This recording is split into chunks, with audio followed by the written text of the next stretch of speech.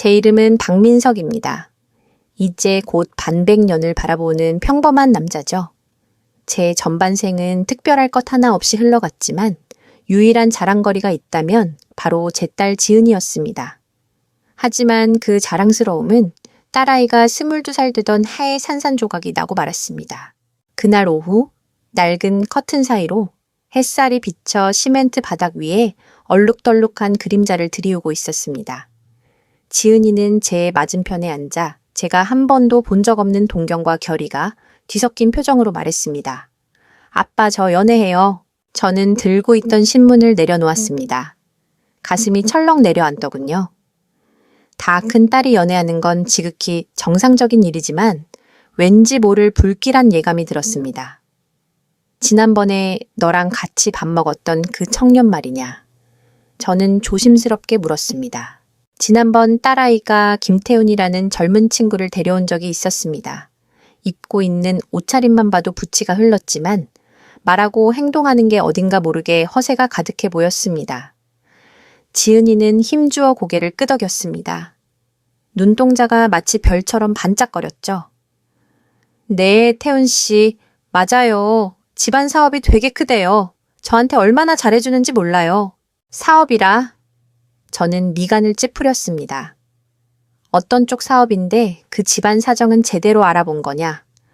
아유, 아빠는 무슨 호구조사 하세요? 지은이는 다소 짜증 섞인 목소리로 식탁 모서리를 무의식적으로 긁으며 말했습니다. 태훈 씨 말로는 부동산 개발 사업한대요.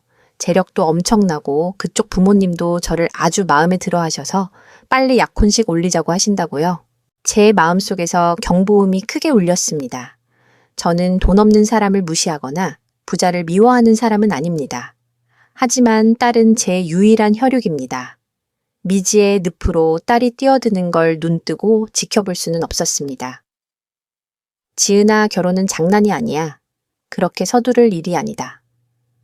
저는 불안한 마음을 억누르며 최대한 차분하게 말했습니다. 네가 연애하는 걸 반대하는 게 아니야. 하지만 그 김태훈이라는 친구 아빠는 왠지 느낌이 뭐요? 지은이가 벌떡 일어서며 목소리를 높였습니다. 그 집이 너무 부자라서 우리 같은 서민이랑 안 어울린다는 거죠. 아빠, 엄마가 옛날에 아빠 가난하다고 떠난 것 때문에 자격지심 있는 거 알아요. 하지만 그런 궁상맞은 생각을 저한테까지 강요하지 마세요. 궁상맞다니. 딸의 말이 비수처럼 가슴을 후벼 팠습니다. 목소리도 차갑게 식어버렸죠. 나는 네가 걱정돼서 그러는 거야. 내가 건너 알아봤는데 그 김씨 집안 사업은 크게 벌려놨을지 몰라도 평판이 아주 안 좋더라. 돈 버는 방식이 깨끗하지 않다는 소문도 있고 그 아버지 김대철 회장은 통제광에다가 어머니 이미경 여사도 보통 내기가 아니란다. 지은아, 재벌가 시집살이는 깊은 물속 같은 거야. 너처럼 순진한 애가 어떻게 감당하려고 그래. 순진하다고요? 아빠 눈엔 제가 평생 철부지 어린애로만 보이세요. 지은이 얼굴에 실망과 조소가 떠올랐습니다. 분명히 말하는데요. 태훈 씨는 저 사랑해요. 그거면 충분하잖아요. 결혼하면 큰 아파트랑 외제차도 사주고 저한테 최고의 인생을 살게 해준댔어요. 아빠가 저한테 그런 거 해줄 수 있어요. 딸의 말은 독을 바른 칼처럼 제 심장을 깊숙이 찔렀습니다. 눈앞에 있는 딸이 너무나 낯설게 느껴졌습니다. 발끝에서부터 차가운 기운이 올라와 온몸으로 퍼지는 것 같았죠. 어떤 사람들의 눈에는 돈의 광채만 보일 뿐 가족 간의 정이 얼마나 소중한지는 보이지 않는 법입니다. 돈의 빛이 바래고 나서야 자신을 가장 아껴주던 사람의 마음에 얼마나 큰 상처를 줬는지 깨닫게 되니까요. 저는 피로가 몰려와 눈을 감았습니다. 목소리가 저도 모르게 떨렸습니다. 그날의 대화는 그렇게 엉망으로 끝났습니다. 지은이는 문을 쾅 닫고 나가버렸고 방 안에는 정막과 햇살 아래 춤추는 먼지들만 남았습니다. 딸의 매몰찬 뒷모습을 보며 누군가 심장을 꽉 쥐어짜는 듯한 통증을 느꼈습니다. 어쩌면 이 아이를 연경 잃을지도 모른다는 생각이 들었습니다. 그 후로 지은이는 집에 거의 들어오지 않았습니다. 가끔 짐을 가지러 들러도 저를 투명인간 취급했죠. 침묵으로 저에게 시위하고 소외감으로 저에게 벌을 주고 있다는 걸 알았습니다. 얼마 지나지 않아 김 씨 집안에서 정말로 사람을 보냈습니다. 찾아온 사람은 김태훈의 어머니 이미경이었습니다. 옷차림은 고급스럽고 화장은 정교했지만 눈빛에는 교활함과 계산적인 기색이 역력한 여자였죠. 그녀는 우리 집의 낡은 소파에 앉아 비좁은 거실을 훑어보더니 입가에 묘한 비웃음을 띄었습니다. 박 선생님, 우리 태훈이랑 지은이가 서로 죽고 못 산다니 우리 부모된 입장에서야 좋은 일 아니겠습니까? 그러더니 그녀는 찻잔을 들며 느릿느릿 말을 이었습니다. 화제가 완전히 바뀌었죠. 하지만 우리 집안이 워낙 얼굴이 알려진 집안이라 결혼식을 초라하게 할 수는 없거든요. 사돈댁성이도 보일 겸 지은이가 시집와서 기죽지 않게 하려면 예단비로 한 1억 원 정도는 준비해 주셨으면 합니다.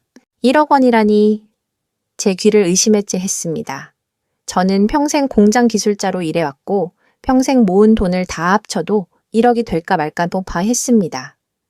대놓고 1억을 요구하다니 이건 명백히 저를 곤란하게 만들려는 수작이었습니다. 이 여사님, 저는 치밀어 오르는 화를 억누르며 최대한 침착하게 말했습니다. 제 형편은 지은이한테 들으셨을 텐데요.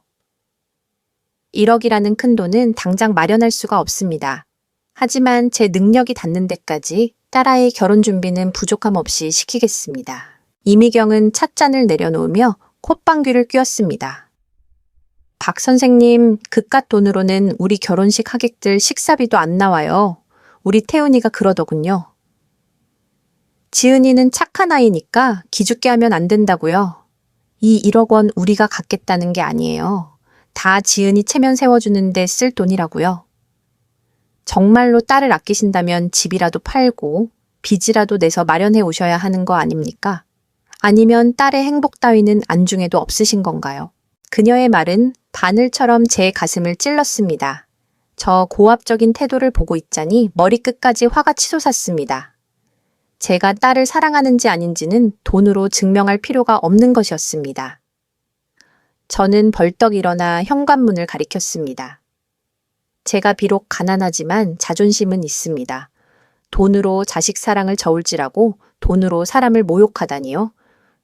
죄송하지만 이 결혼 저는 허락 못합니다. 돌아가 주십시오. 이미경은 제가 이렇게 강하게 나올 줄은 몰랐는지 안색이 순식간에 굳어졌습니다. 그녀는 흥하고 코웃음을 치며 일어나 옷매무새를 다듬더니 한마디를 툭 던졌습니다. 박 선생님, 나중에 후회하지나 마세요. 그러고는 또각또각 구두 소리를 내며 거만하게 나가버렸습니다. 저는 이걸로 일단락될 줄 알았습니다. 지은이도 정신을 차릴 거라고 생각했죠. 하지만 딸아이가 재벌가 생활을 얼마나 갈망하는지, 그리고 김씨 집안의 수법이 얼마나 교묘한지 과소평가했습니다. 며칠 뒤 친척 생일 잔치에서 지은이는 사람들 앞에 보란듯이 나타났습니다. 온몸을 명품으로 휘감고 화려한 화장을 한 채 옆에는 웃음 띤 얼굴에 김태훈을 대동하고 말이죠. 아빠. 지은이가 입을 열었습니다. 목소리는 크지 않았지만 좌중에 모든 사람 귀에 또렷하게 들렸습니다. 아빠가 저랑 태훈 씨 사이 반대하는 거 이거 알아요. 집안 차이 난다고 싫어하시잖아요.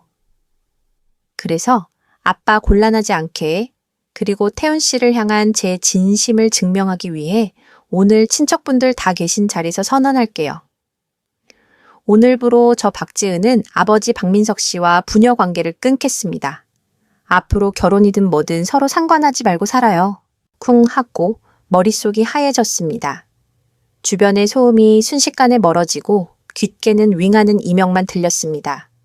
흥분해서 붉게 상기된 딸의 얼굴, 그 옆에서 의기양양하게 웃고 있는 김태훈, 그리고 충격과 동정 혹은 흥미진진하게 바라보는 친척들의 시선들. 심장이 산 채로 찢겨나가는 것 같아서 숨을 쉴 수가 없었습니다. 입술을 달싹이며 뭐라고 말하려 했지만 목소리가 나오지 않았습니다. 목구멍에 손뭉치가 들어찬 것처럼 퍽퍽하고 아팠습니다. 내가 떠나는 건 받아들일 수 있어도 나보고 인간으로서의 존엄까지 버리라고 하는 건 받아들일 수 없다. 언젠가는 너도 알게 되겠지. 진짜 너를 사랑하는 사람은 네가 비굴해지도록 내버려 두지 않는다는 것을. 이 말은 끝내 입 밖으로 내지 못하고 마음속으로만 삼켰습니다. 저는 등을 곧게 폈습니다. 눈물을 흘리지도 흐트러진 모습을 보이지도 않았습니다.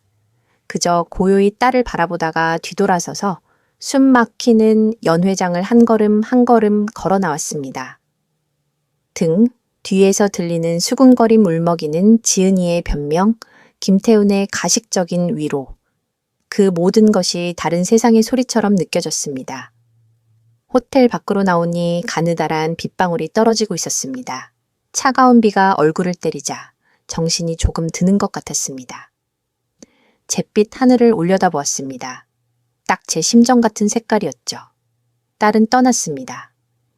제 심장의 반쪽을 떼어가서는 뒤도 돌아보지 않고 자기가 믿는 행복을 향해 달려갔습니다.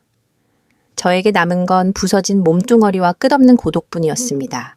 지은이가 떠난 후의 시간은 길고 고통스러웠습니다. 넓지도 않은 집이 텅 빈 것처럼 느껴졌습니다. 예전엔 시끄럽다고 구박했는데 이젠 작은 소리 하나가 그리웠습니다. 저는 종종 거실에 멍하니 앉아 벽에 걸린 딸의 성장 사진들을 바라보곤 했습니다. 양 갈래머리를 한 꼬마 때부터 숙녀가 된 모습까지 그 모든 웃음이 제 삶의 전부였는데 말이죠. 낮에는 그나마 괜찮았습니다. 일이 시간과 정신을 채워주니까요. 하지만 밤이 되면 고독이 밀물처럼 밀려와 저를 집어삼켰습니다. 불면증이 시작되었습니다. 밤새 천장을 바라보며 지은이와의 추억, 그리고 마지막 그 매정한 눈빛을 되감기 했습니다. 무딘 칼로 살을 베어내는 듯한 아픔이 느리지만 지속적으로 이어졌습니다. 저는 억지로 일에 매달려 이 아픔을 잊으려 했습니다. 저는 공장에서 잔뼈가 굵은 기술자입니다. 기술력도 좋고 경험도 풍부했죠.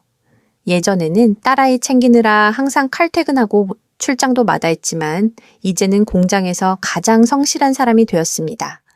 거의 모든 시간을 작업장과 도면실에서 보냈습니다. 하늘이 저를 불쌍히 여겼는지 인생의 밑바닥에서 뜻밖의 재회를 선물해 주었습니다. 어느 날 공장의 행정 관리를 담당하는 부주임이 새로 부임해 왔습니다. 회의실에 그녀가 들어서는 순간 저는 멍하니 굳어버렸습니다. 최수진, 그녀였습니다. 그녀도 저를 보고 놀란 눈치였지만 이내 온화한 미소를 지어 보였습니다. 수진 씨는 제 옛 동료였습니다. 아주 오래전 같은 기술팀에 있었죠. 성격이 상냥하고 일처리가 꼼꼼해서 마음이 잘 맞았던 사람이었습니다. 나중에 결혼하면서 다른 부서로 옮겼고 남편이 사고로 세상을 떠난 뒤 회사를 그만두었다고 들었는데 이렇게 다시 만나게 될 줄은 몰랐습니다. 회의가 끝나고 수진 씨가 먼저 다가왔습니다. 박 반장님, 정말 오랜만이에요. 아직 여기 계셨군요. 그러게 말입니다, 수진 씨. 정말 오랜만이네요. 옛사람을 다시 만나니 가슴 한구석이 따뜻해지는 것 같았습니다. 그동안 잘 지내셨어요? 네, 뭐 잘 지냈죠? 그녀가 웃자 눈가에 옅은 주름이 잡혔지만 그게 오히려 더 성숙한 매력을 느끼게 했습니다. 홀가분해요. 마침 이쪽에 좋은 자리가 나서 돌아왔어요. 수진 씨는 세심한 사람이었습니다. 제가 기운이 없는 걸 눈치챘는지 일하면서 티 안 나게 저를 많이 챙겨주었습니다. 업무 상의를 핑계로 직접 만든 간식을 챙겨주기도 하고 야근하면 건강 챙기라고 잔소리도 해주었죠. 어느 날 점심시간 수진 씨가 따뜻한 차 한 잔을 건네며 물었습니다. 박 반장님 요즘 안색이 너무 안 좋아요. 혹시 집에 무슨 일 있어요? 망설였지만 결국 지은이 이야기와 의절하게 된 사연을 전부 털어놓았습니다. 다른 사람들처럼 딸을 욕하거나 동정할 줄 알았는데 그녀는 그저 조용히 들어주더군요. 그리고 마지막에 가볍게 한숨을 쉬며 말했습니다. 자식도 크면 자기 생각이 있는 법이죠. 반장님은 하실 만큼 하셨어요. 너무 자책하지 마세요. 산 사람은 살아야죠. 반장님 자신부터 챙기셔야 해요. 그날 수진 씨와 묵혀둔 속마음을 이야기하고 나니 마음이 한결 가벼워졌습니다. 인생은 쓴 커피 같습니다. 누군가는 설탕을 넣고 누군가는 쓴맛에 익숙해지죠. 저는 혼자 쓴맛을 삼키는데 익숙해져 있었는데 누군가 쓴맛 뒤에 단맛이 올 수도 있다고 알려주는 것 같았습니다. 그녀의 따뜻한 눈을 보며 얼어붙었던 제 마음, 한 구석이 조금씩 녹아내리는 걸 느꼈습니다. 수진 씨와의 재회는 제 삶의 먹구름 사이로 비치는 한 줄기 빛 같았습니다. 저는 더욱 일에 매진했고 오랜 기술 노하우와 집중력 덕분에 몇 가지 중요한 기술 혁신 프로젝트를 성공시켜 임원들의 인정을 받았습니다. 곧 기술부 부장으로 승진도 했죠. 일이 잘 풀리니 자신감과 자존감도 조금씩 돌아왔습니다. 그러면서 수진 씨와의 관계도 점점 깊어졌습니다. 우린 오랜 동료라 서로를 잘 알았고 둘 다 아픈 과거가 있어서 통하는 게 많았습니다. 그녀는 상냥하고 착했습니다. 제 과거를 꼬치꼬치 캐묻지 않고 필요할 때 딱 맞는 위로를 건넸습니다. 그녀 역시 혼자 아이를 키우며 산전수전 겪었을 텐데 그 강인함과 낙천적인 태도가 제 마음을 움직였습니다. 같이 밥 먹고 산책하고 일 이야기하고 소소한 일상을 나누면서 저는 전례 없는 편안함을 느꼈습니다.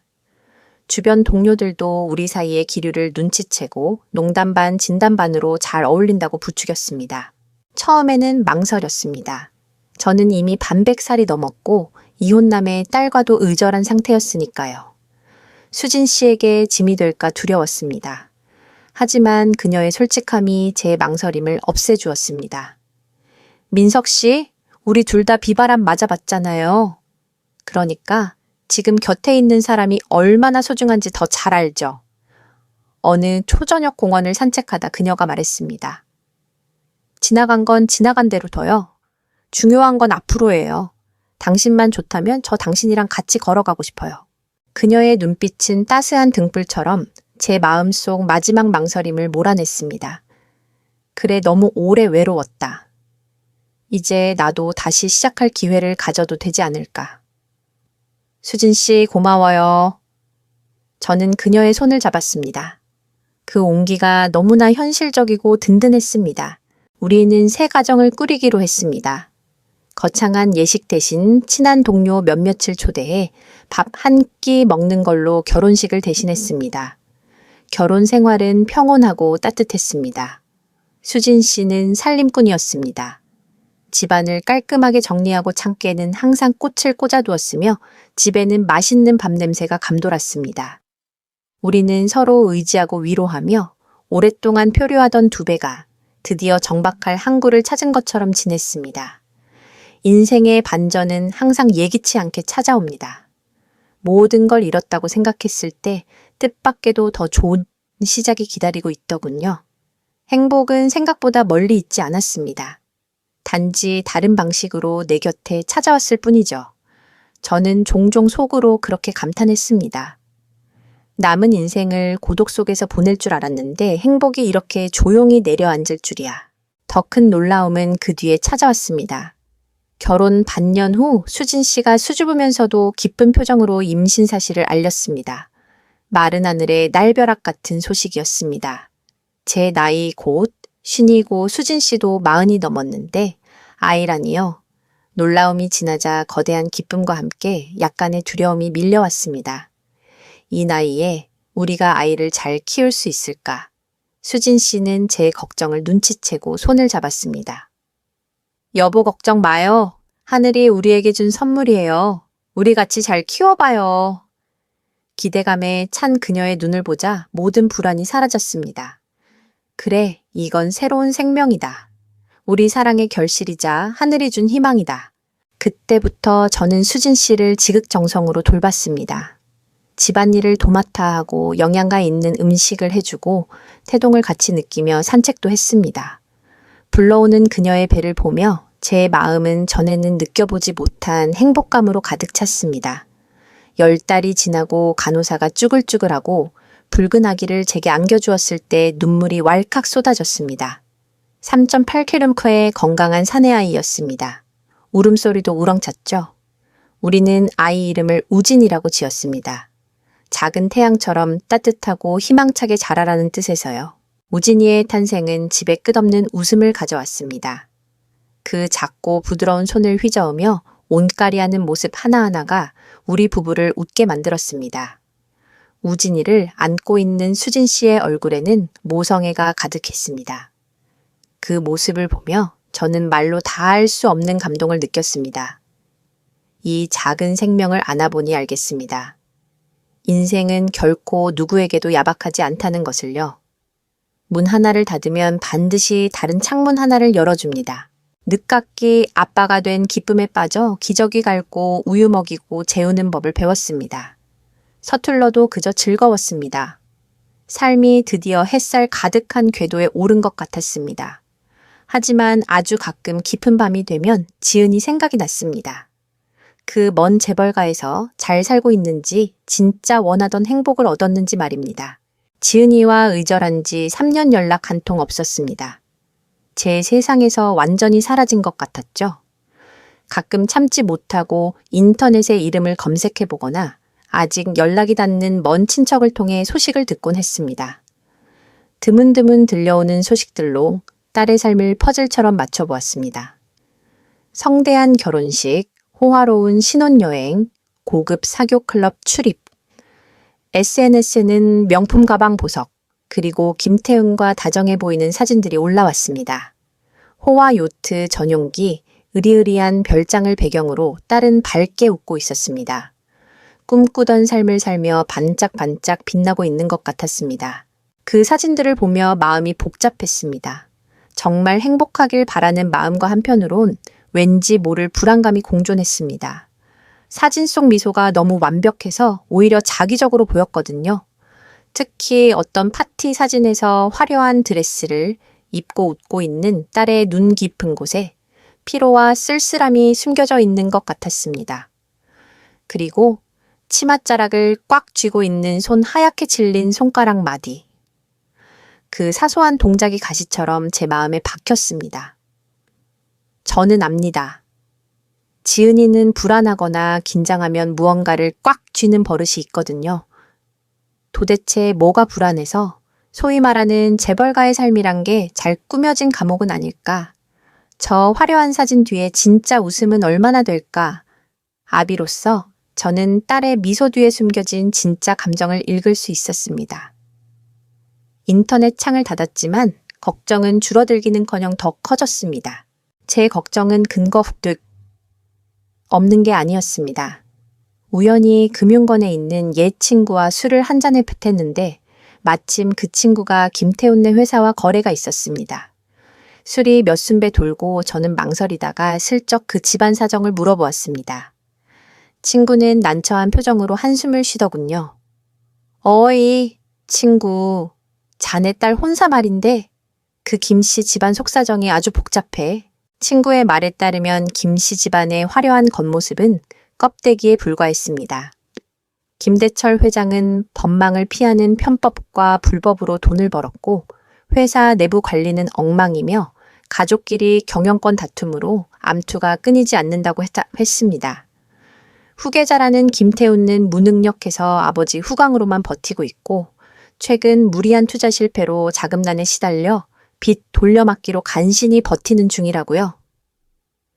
내가 김 회장을 몇 번 봤는데 통제광에다가 아주 독한 사람이야. 그 부인 이미경도 겉으론 우아해 보여도 보통 내기가 아니고. 친구가 제 어깨를 두드렸습니다.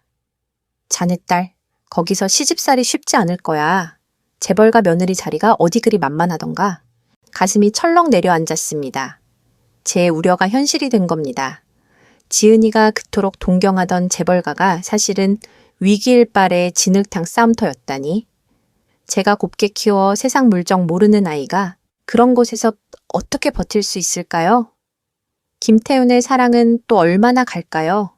집안이 어려워지면 지은이가 제일 먼저 희생양이 되지 않을까요? 생각할수록 무섭고 등골이 서늘했습니다. 당장이라도 달려가 그 늪에서 딸을 건져내고 싶었지만 우리는 이미 남남이었습니다. 그렇게 모질게 떠난 아이에게 제가 무슨 자격으로 간섭할까요? 제가 할 수 있는 건 그저 멀리서 지켜보고 걱정하는 것뿐 안부 한마디 전할 수 없었습니다. 화려한 겉옷을 걸친 시면 그게 바로 그들이 말하는 최상류층이었습니다. 저는 딸이 시집을 못 갈까봐 걱정했었는데 이제는 너무 잘 가서 걱정이었습니다. 세상에서 가장 먼 거리는 물리적인 거리가 아니라 네가 벼랑 끝으로 떨어지는 걸 알면서도 손을 뻗을 자격조차 없는 상황이었습니다. 무력감이 저를 짓눌러 숨이 막힐 것 같았습니다. 생활의 중심은 점점 막내 우진이에게로 옮겨갔습니다. 이 녀석은 하루가 다르게 자라며 귀여운 짓을 했습니다. 기어다니더니 이제는 아빠 엄마 하고 온가리를 하고 뒤뚱뒤뚱 걸어와 제 품에 안깁니다. 우진이는 제 마음에 쌓인 오랜 먹구름을 걷어내는 따스한 햇살이었습니다. 집안은 아이의 웃음소리, 울음소리 온가리 소리로 생기가 넘쳤습니다. 수진 씨와 함께 아이에게 세상을 가르쳐주고 공원에서 꽃구경도 시켜주고 동화책도 읽어주었습니다. 아이의 천진난만한 웃음과 고사리 같은 손의 힘을 느낄 때면 묵직한 행복감이 차올랐습니다. 수진 씨는 좋은 아내이자 훌륭한 엄마였습니다. 우진이에게 모든 사랑을 쏟으면서도 저에게 따뜻한 지지를 보내주었죠. 우리는 육아의 고단함과 성장의 기쁨을 함께 나누었습니다. 우리 세 식구의 작은 가정은 비록 소박했지만 사랑과 온기가 가득했습니다. 하지만 깊은 밤 잠든 우진이 얼굴을 볼 때면 어김없이 지은이가 떠올랐습니다. 지금은 어떨까? 가끔은 이 아비 생각을 할까? 그때의 선택을 후회하진 않을까? 자식에 대한 미련은 끊을래야 끊을 수가 없나 봅니다. 핏줄이라는 게 뼈에 새겨진 문신 같아서 무슨 일이 있어도 지워지지가 않더군요. 사람들은 시간이 약이라고 하지만 상처가 아물어도 흉터는 남는 법입니다. 천진한 아들의 얼굴을 볼 때마다 세상 어딘가에서 제 피를 이어받은 또 다른 아이가 살고 있다는 사실이 떠올랐습니다. 그 그리움은 마음속 깊은 곳, 아무도 모르는 비밀의 방에 갇혀 제 신경을 건드렸습니다. 평온하던 일상은 어느 주말 깨졌습니다. 오랫동안 연락 없던 먼 사촌 누나에게서 전화가 왔습니다. 지은이 시댁과 건너 아는 사이라 가끔 소식을 듣는 분이었죠. 전화기 너머 누나의 목소리는 머뭇거렸습니다. 민서가 이 얘기를 해야 할지 말아야 할지 모르겠다만 누님 무슨 일입니까? 말씀해 보세요. 심장이 덜컥했습니다. 지은이 소식이다. 누나가 한숨을 쉬었습니다. 들리는 소문에 지은이가 시댁에서 아주 힘들게 지낸다고 하더라.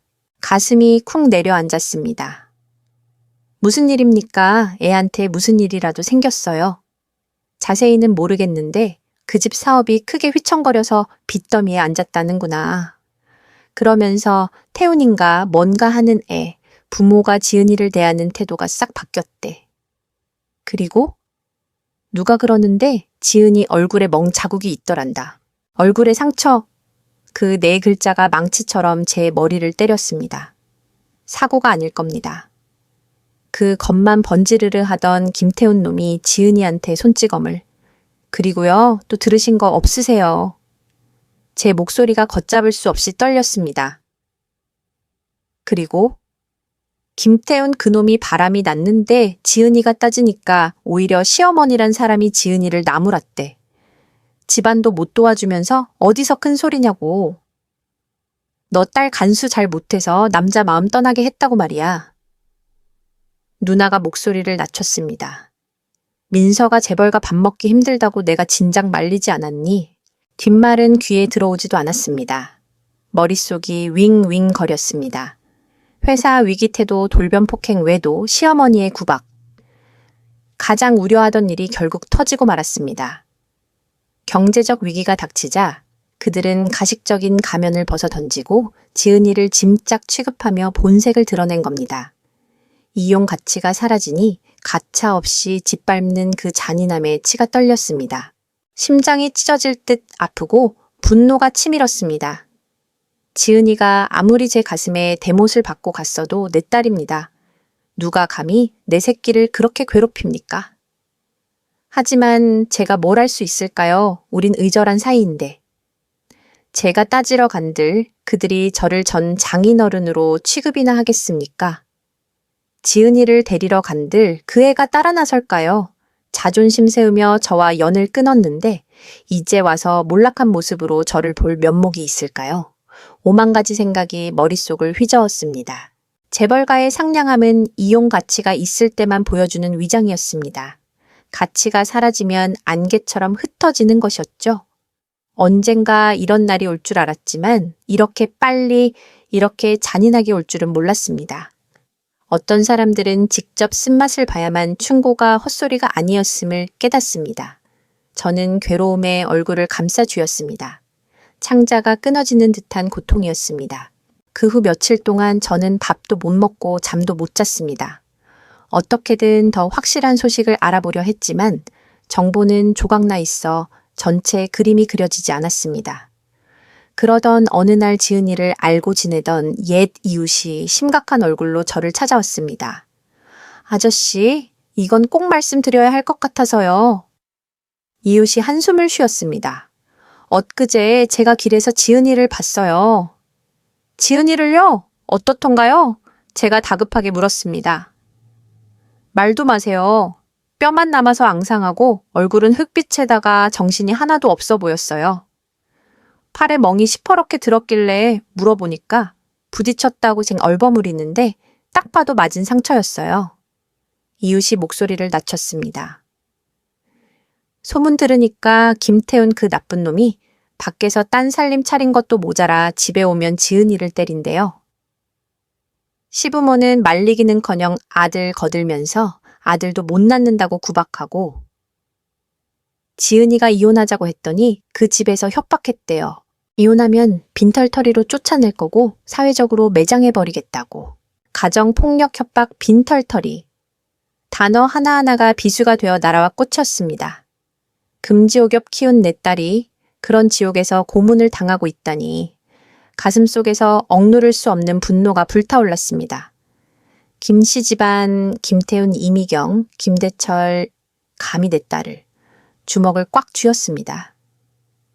이웃이 계속 뭐라고 말했지만 들리지 않았습니다. 제 머릿속엔 오직 지은이의 초췌한 얼굴과 멍든 팔 절망적인 눈빛만이 가득했습니다. 지금 얼마나 무섭고 외로울까요? 그 차가운 감옥에 갇혀서 하늘에 외쳐도 땅을 쳐도 대답 없는 곳에서 후회하고 있을까요? 자기가 버린 아비를 떠올리고 있을까요? 어떻게 해야 하나?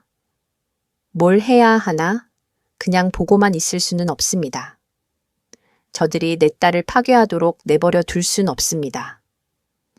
하지만 내가 먼저 연락하면 전화를 받을까 도와달라고 할까? 그 자존심에 죽어도 말 안 하는 거 아닐까?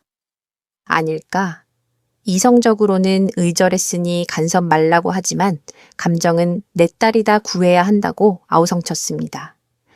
세상 사람들은 재벌가를 부러워하지만 그 황금 문 뒤에 얼마나 썩은 내가 진동하는지 모릅니다.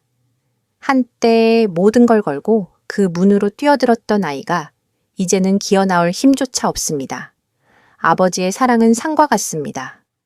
자식이 그 산을 거부하고 떠나도 사는 그 자리에서 한 발짝도 움직이지 않고 기다리는 법입니다. 저는 깊게 숨을 들이마셨습니다. 눈빛이 굳어졌습니다. 어쨌든 시도는 해봐야 합니다. 혼자 감당하게 둘 순 없습니다. 그런데 제가 연락할 방법을 찾고 있던 그날 밤 뜻밖의 전화벨이 울렸습니다. 낯선 번호였습니다. 망설이다 받았습니다. 전화기 너머에서 억눌린 울음 섞인 여자의 목소리가 들려왔습니다. 아빠, 단 한 글자에 심장이 멈추는 것 같았습니다. 지은이었습니다. 정말 지은이었습니다. 지은이니 너야 무슨 일이야? 제 목소리가 떨렸습니다. 잠시 침묵하더니 곧 찢어질 듯한 통곡 소리가 터져 나왔습니다. 아빠, 내가 잘못했어. 내가 정말 잘못했어. 딸은 흐느끼며 띄엄띄엄 말을 이었습니다. 나 사는 게 지옥이야. 김태훈 사람 아니야. 때리고 시부모들도 나 괴롭히고 다들 나만 미워해. 딸의 울음소리가 바늘처럼 가슴을 찔러 숨을 쉴 수가 없었습니다. 그 집 앞 회사 망해간다고 우리 친정에 손 벌리래. 우리 엄마가 나보고 아빠 찾아가서 돈 빌려오라고 시켰어. 나 정말 갈 데가 없어, 아빠. 후회해. 진짜 후회해. 아빠 말 안 들은 거? 아빠랑 연 끄는 거 다 잘못했어. 아빠, 나 집에 가면 안 돼. 나 여기 더 못 있겠어. 하루도 못 살겠어. 제발 아빠. 애간장이 끊어질 듯한 울음 무기력과 공포, 그리고 깊은 후회가 담긴 목소리였습니다. 전화기를 쥔 손이 부들부들 떨렸습니다. 안쓰러움이 밀물처럼 덮쳐왔습니다. 재벌가 시집 가겠다고 그토록 독하게 굴던 내 딸이 3년 만에 이렇게 망가져서 돌아오다니. 목이 메어 한참 동안 말이 나오지 않았습니다. 지은아, 울지 마. 일단 울지 말고 들어. 뭐라고 대답해야 할까? 오라고 해야 하나? 저는 무의식적으로 안방 쪽을 보았습니다. 수진 씨와 우진이가 자고 있습니다. 이 집은 이제 저 혼자만의 집이 아닙니다. 새 아내와 어린 아들이 있습니다. 제가 지켜야 할 사람들입니다. 지은이가 돌아오면 이 집의 평화가 깨지지 않을까? 수진 씨가 받아줄까? 지은이는 적응할 수 있을까? 인생에서 가장 어려운 건 남을 용서하는 게 아니라 용서한 뒤에 신뢰를 다시 쌓는 것입니다. 상처투성이가 되어 돌아온 딸이 안쓰럽지만 동시에 지금의 가정이 또다시 흔들릴까봐 두려웠습니다. 딸을 사랑하는 건 본능이고 현재의 가정을 지키는 건 책임입니다. 아버지로서 가장 힘든 선택의 기로였습니다. 마음속 갈등이 심했지만 전화기 너머 딸의 울음소리는 계속되었습니다. 아빠, 제발. 그 소리가 망치처럼 제 가슴을 쳤습니다. 눈을 감고 심호흡을 했습니다. 어쨌든 내 딸입니다. 자식이 가장 절망적인 순간에 마지막 문마저 닫아걸 수는 없습니다. 지은아, 잘 들어. 저는 최대한 침착하고 힘있는 목소리로 말했습니다. 일단 안전한 곳에 피해 있어. 날 밝으면 아빠가 데리러 갈게. 무슨 일이 있어도 집에 와서 이야기하자. 정말 아빠 진짜 나 집에 가도 돼. 울음소리가 뚝 그치더니 믿기지 않는다는 듯 물었습니다. 그래, 집에 와라. 그 세 글자를 뱉고 나니 가슴 속 돌덩이가 내려간 것 같았지만 동시에 무거운 책임감이 어깨를 눌렀습니다. 전화를 끊고 저는 거실 소파에 앉아 뜬 눈으로 밤을 지새웠습니다. 동이 트자 수진 씨가 깼습니다. 거실에 앉아있는 저를 보고 놀라더군요. 여보, 왜 이렇게 일찍 일어났어요? 잠이 덜 깬 그녀의 눈을 보며 미안함이 밀려왔습니다. 저는 어젯밤 지은이 전화와 딸을 데려와야겠다는 결심을 모두 이야기했습니다. 만약 수진 씨가 반대하거나 곤란해하면 그녀의 뜻을 존중해 지은이를 위한 거처를 따로 마련할 생각이었습니다. 그런데 제 말을 다 들은 수진 씨는 잠시 침묵하더니 제 손을 가만히 잡았습니다. 눈빛에는 이해와 포용이 가득했습니다. 민석 씨, 당신 마음에 지은이가 얼마나 크게 자리 잡고 있는지 알아요. 어쨌든 당신 딸이잖아요. 자식이 힘든데 부모가 모른 척할 수 있나요? 저는 멍하니 그녀를 바라보았습니다. 이렇게 나올 줄은 몰랐습니다. 하지만 걔가 오면 당신한테 폐가 될 수도 있고 우진이한테도 안 좋을 수 있는데 제가 걱정스레 물었습니다. 수진 씨는 고개를 저으며 온화하게 웃었습니다. 가족끼리 폐가 어디 있어요. 지은이 고생 많았을 텐데 와서 몸조리 좀 시켜요. 몸이랑 마음 추스르는 게 우선이죠. 그리고 우진이한테도 누나가 생기면 좋잖아요. 그녀는 잠시 멈추더니 진지한 어조로 덧붙였습니다. 하지만 여보, 우리끼리 약속할 건 있어요. 지은이를 받아주고 돕는 건 맞지만 이 집은 이제 저와 우진이의 보금자리이기도 해요. 지은이도 그걸 알고 존중해줘야 해요. 예전처럼 제멋대로 굴면 안 돼요. 사랑은 주대서는 지키게 하자고요. 저는 수진 씨를 보며 가슴 깊은 곳에서 우러나오는 고마움을 느꼈습니다. 착할 뿐만 아니라 현명한 여자였습니다. 복잡한 가족 관계를 어떻게 풀어야 할지 아는 사람이었죠. 인생에서 가장 아름다운 순간은 내가 가장 곤란할 때 곁에 있는 사람이 따뜻한 물 한 잔 건네며 같이 해결해보자고 말해줄 때가 아닐까요? 한 번의 실패 후 이렇게 넓은 마음을 가진 영혼의 동반자를 만난 건 제 인생 최고의 행운이었습니다. 저는 그녀의 손을 꽉 잡았습니다. 수진 씨 정말 고마워요. 진짜 우리는 세부적인 것들을 상의하고 일단 지은이를 집에 데려와 이혼 소송을 돕기로 했습니다. 저는 지은이가 알려준 주소로 찾아갔습니다. 낡고 허름한 모텔이었습니다. 방문을 열자 눈앞의 광경에 가슴이 찢어지는 듯 했습니다. 불과 3년 전 그토록 빛나던 딸아이가 피골이 상접해서 얼굴은 누렇게 뜨고 눈은 퀭한 채 더러운 침대 구석에 웅크리고 있었습니다. 마치 겁먹은 새처럼요. 저를 보자마자 딸은 또다시 눈물을 쏟으며 달려와 제 품에 안겼습니다. 마지막 동아줄이라도 잡은 것처럼요. 아빠. 목이 메어 말도 제대로 잇지 못했습니다. 저는 앙상한 등을 토닥여 주었습니다. 만감이 교차했습니다. 아무것도 묻지 않고 짐을 챙겨 집으로 데려왔습니다. 집 앞에 도착해 심호흡을 한 번 하고 문을 열었습니다. 거실에는 수진 씨가 우진이와 놀아주고 있었습니다. 우리를 본 수진 씨가 일어나 상냥하게 웃으며 맞이했습니다.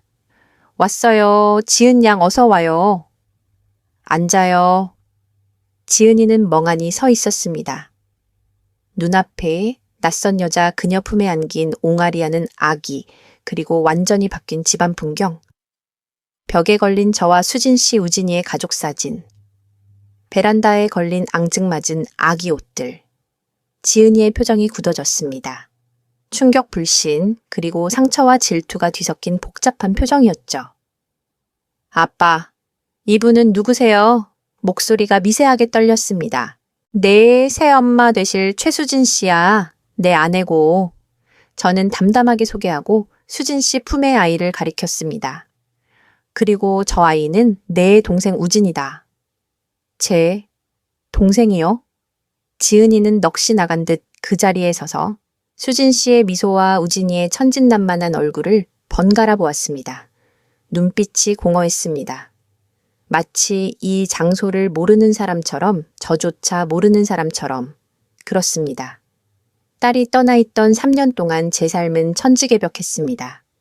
이 집은 더 이상 딸의 기억 속에 있는 아빠와 단둘이 살던 그 집이 아니었습니다. 자기는 잠시 떠난 것이고 언제든 돌아올 수 있다고 생각했겠지만 자기가 밀어낸 건 아빠뿐만 아니라 자기의 보금자리였던 겁니다. 낯선 여자와 어린 동생을 보며 딸은 깨달았을 겁니다. 세상은 자기가 떠났다고 해서 멈춰주지 않는다는 것을요. 지은이의 귀환은 걱정했던 것만큼 큰 풍파를 일으키진 않았지만 그렇다고 순탄치도 않았습니다.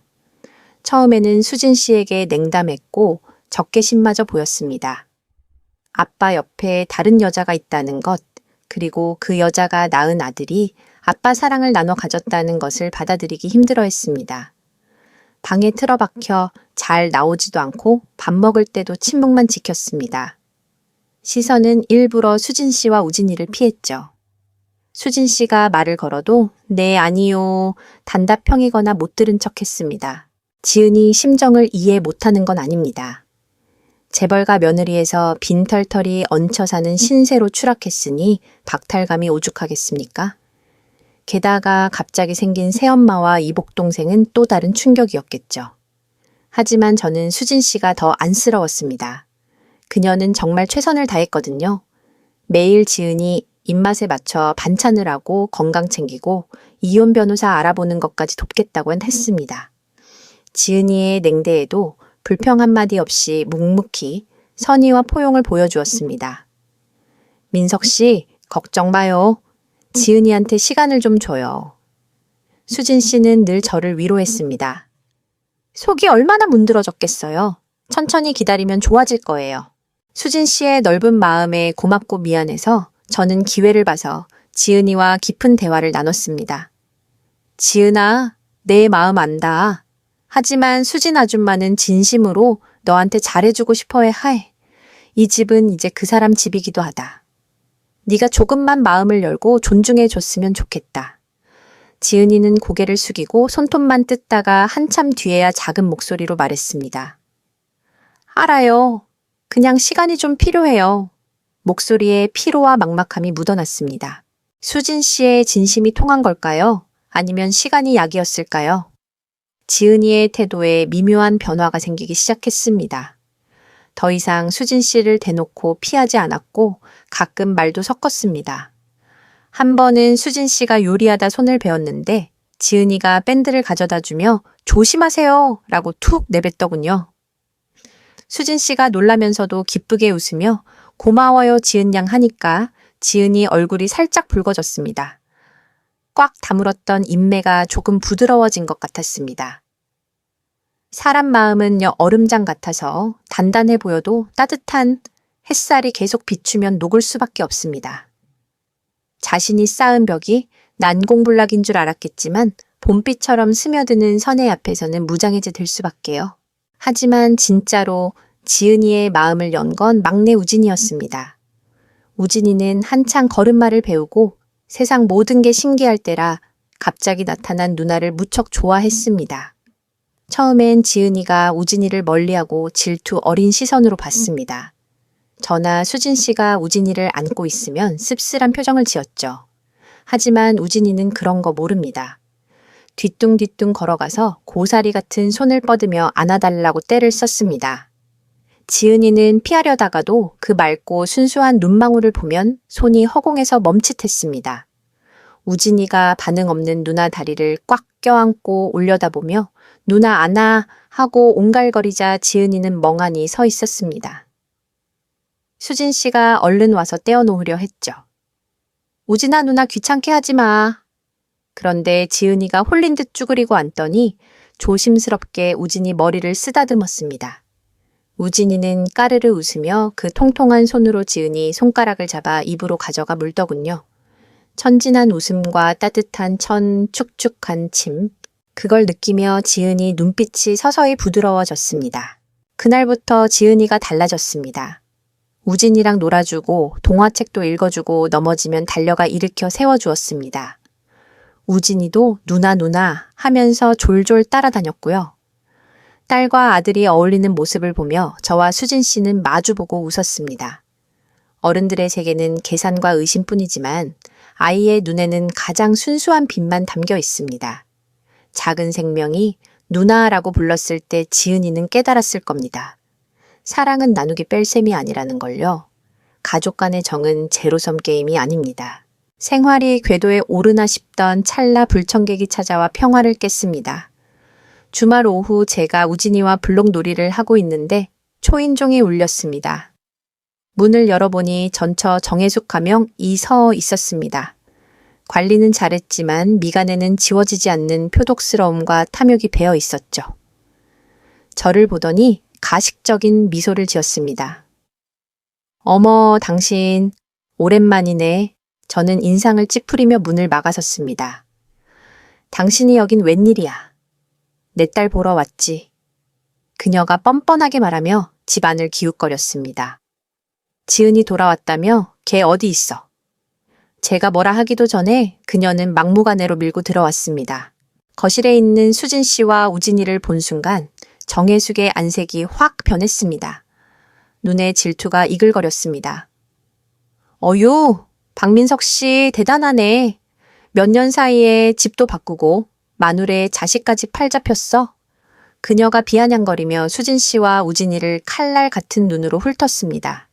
우리 지은이가 왜 나한테 안 오고 여기 얹혀 사나 했더니 이 여우 같은 년한테 홀려서 그랬구나. 정혜숙 말 조심해. 제가 소리쳤습니다. 수진 씨가 우진이를 안고 일어나 차분하지만 단호하게 말했습니다. 아주머니 말씀 가려하세요. 여기 제 집입니다.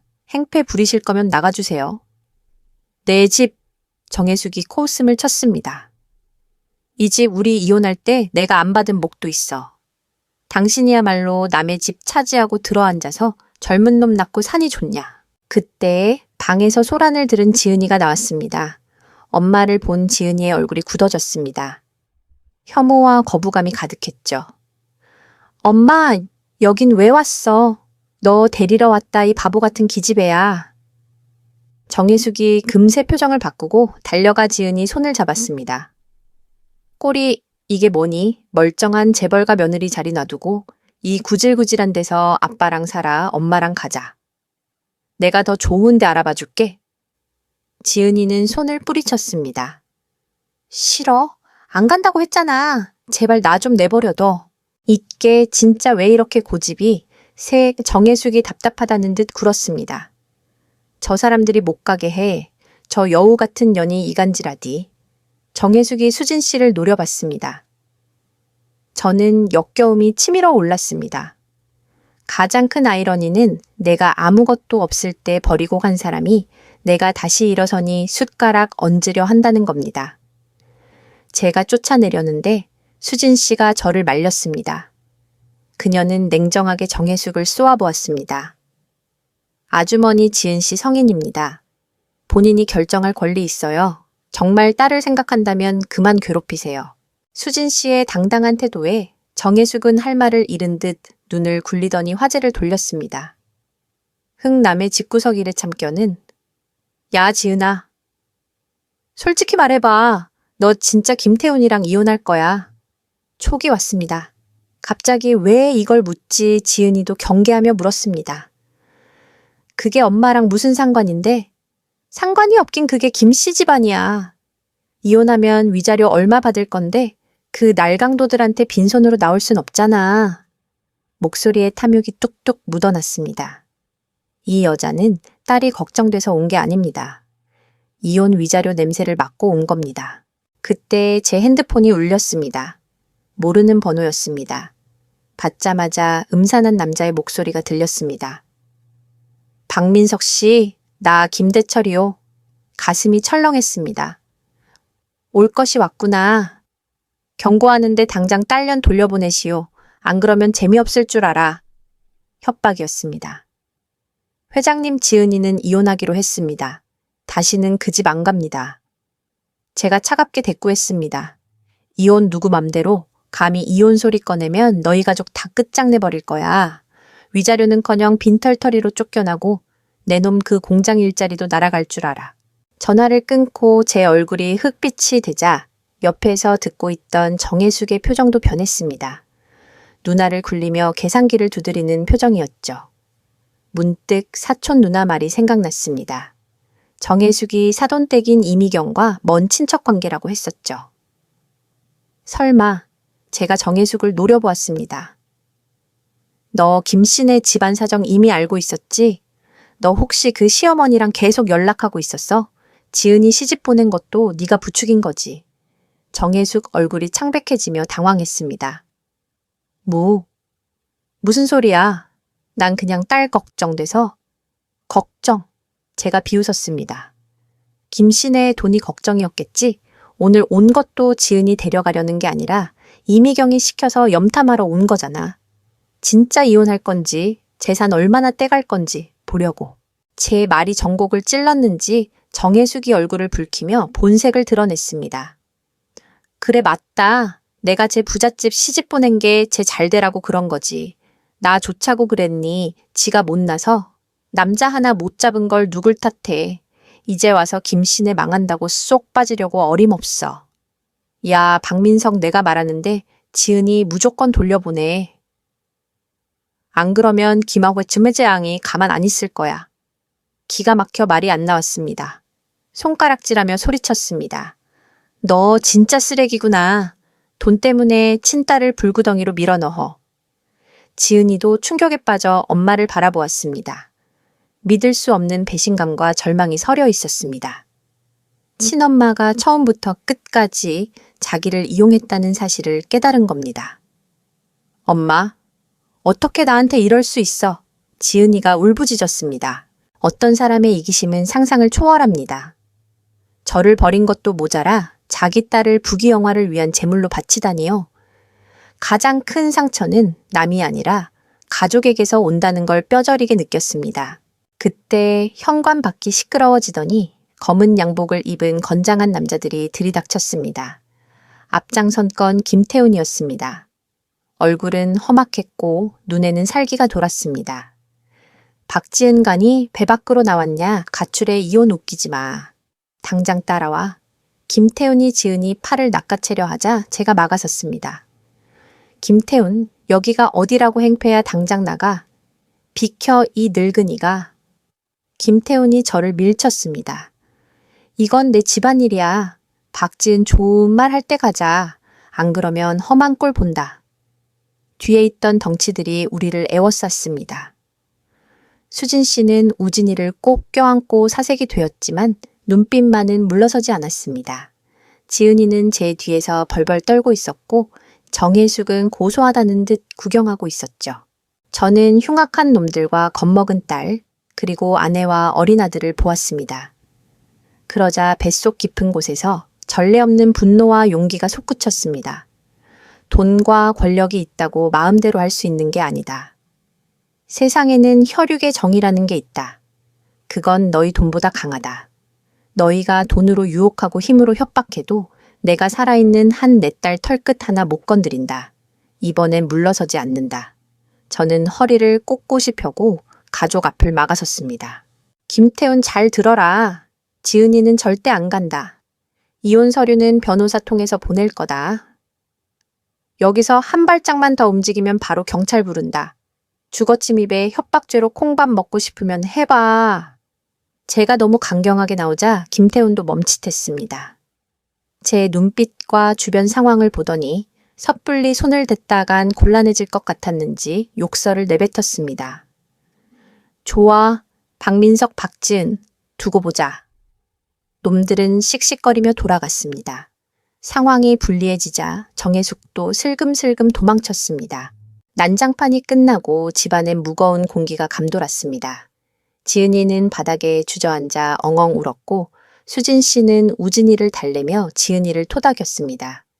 그날 저녁 술 한 잔 들어간 지은이가 그동안 겪은 일을 털어놓았습니다.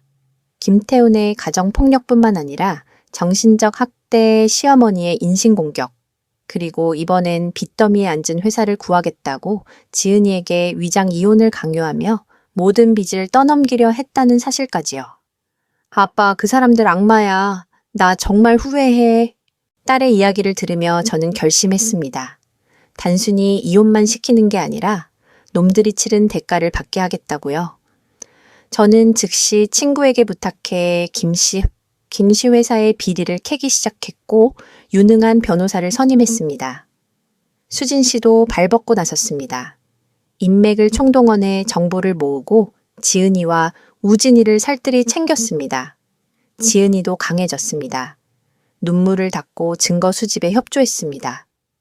우리 가족은 비록 임시로 꿰맞춘 형태였지만 그 어느 때보다 단단하게 뭉쳤습니다.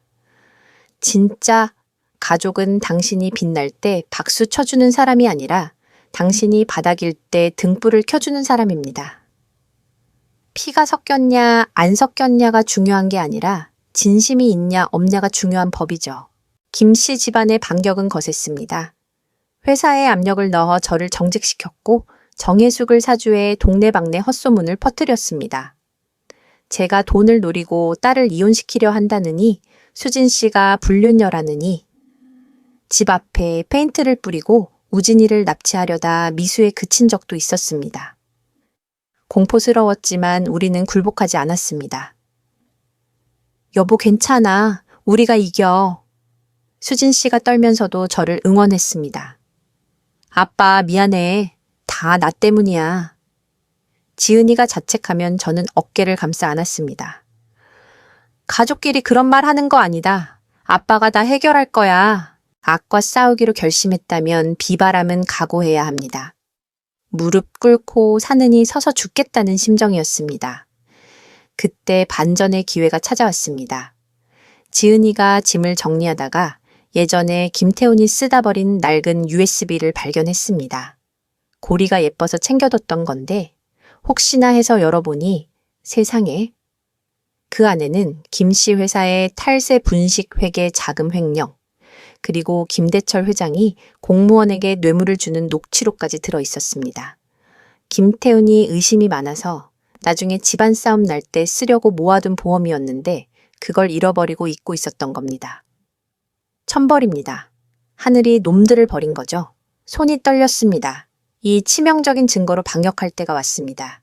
변호사 언론사와 협력해 김씨 회사의 투자 설명회 당일 모든 증거를 터뜨렸습니다. 세상이 발칵 뒤집혔습니다. 탈세 뇌물비리 뉴스가 도배되었습니다. 동시에 김태훈의 가정폭력 증거와 지은이의 눈물 어린 인터뷰 영상도 공개되었습니다. 국세청 검찰 경찰이 들이닥쳤습니다. 주가는 휴지 조각이 되었고 투자자들은 소송을 걸었으며 은행은 대출을 회수했습니다. 김대철, 이미경, 김태훈은 줄줄이 구속되었습니다. 정혜숙도 신상이 털려 동네에서 매장당하고 야반도주했습니다. 사필귀정, 인과응보, TV에서 놈들이 잡혀가는 걸 보며 저는 만감이 교차했습니다. 이혼 소송은 승리했습니다. 김 씨 집안 재산이 압류되어 위자료는 많이 못 받았지만 지옥에서 탈출한 것만으로도 충분했습니다. 폭풍우가 지나고 지은이는 완전히 다른 사람이 되었습니다. 허영심 많던 공주님은 사라지고 차분하고 성실한 딸이 되었습니다. 평범한 일상의 소중함을 알게 된 거죠. 수진 씨에게 진심으로 사과하고 둘 사이의 앙금도 사라졌습니다. 우진이에게는 세상 둘도 없는 좋은 누나가 되었습니다. 공장에서도 복직되었습니다. 햇살이 비치는 거실 주방에서 요리하는 수진 씨 블록스 쓰는 우진이, 그 옆에서 동생을 바라보는 지은이, 이 평화로운 풍경을 보며 저는 차를 한 모금 마십니다. 과거의 상처는 흉터로 남겠지만 우리는 더 단단해졌습니다. 행복은 부와 명예가 아니라 내면의 평화와 사랑하는 사람들에게서 온다는 걸 이제는 압니다. 우리 집은 비바람을 맞았지만 그 덕분에 더 튼튼하고 따뜻하게 다시 지어졌습니다. 박민석 씨의 파란만장한 이야기는 여기까지입니다. 의절했던 부녀가 다시 만나 생사를 함께하는 가족이 되기까지 정말 한 편의 드라마 같은 이야기였습니다. 여러분은 이 사연을 어떻게 보셨나요? 어떤 분들은 지은이가 재벌게 눈이 멀어 아버지를 버린 건 자업자득이라고 하실 수도 있습니다. 하지만 어떤 분들은 딸이 불행에 처했을 때 과거를 묻지 않고 손을 내민 아버지의 사랑이야말로 위대하다고 느끼셨을 겁니다. 여러분이 만약 박민석 씨라면 한밤중에 걸려온 연 끄는 딸을 살려달라는 전화에 어떻게 반응하셨을까요? 원칙을 지키며 스스로 책임지게 했을까요? 아니면 박민석 씨처럼 다시 문을 열어줬을까요? 그리고 이 이야기의 숨은 영웅 새어머니 최수진 씨의 지혜와 포용력에 대해서는 어떻게 생각하시나요? 재혼 가정에서 이런 복잡한 갈등이 생겼을 때 가족 간의 경계와 따뜻한 공감 중 무엇이 더 중요할까요? 여러분의 솔직한 생각과 감상을 아래 댓글로 남겨주세요. 함께 이야기 나눠보면 좋겠습니다. 이런 인생에 깊이 있는 이야기에 관심이 있으시다면 구독과 알림 설정 잊지 마세요. 놓치면 아쉬운 이야기들이 준비되어 있으니까요. 마지막으로 이 이야기가 누군가에게 작은 울림을 줄 수 있다고 생각하신다면 주변에 공유해 주세요. 집이라는 곳의 문은 길 잃은 아이를 위해 언제나 열려 있다는 사실을 많은 분이 알 수 있도록 말이죠. 감사합니다.